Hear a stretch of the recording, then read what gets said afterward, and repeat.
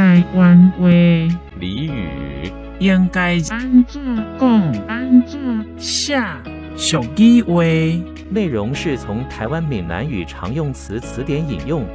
释义俚语礼谚，指流传已久、通俗且广泛使用的定型短句，反映出生活或人生的经验与愿望。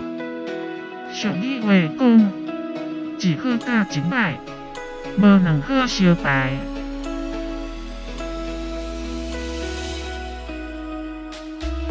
俗话说一好配一坏，世上的事情很难两全其美。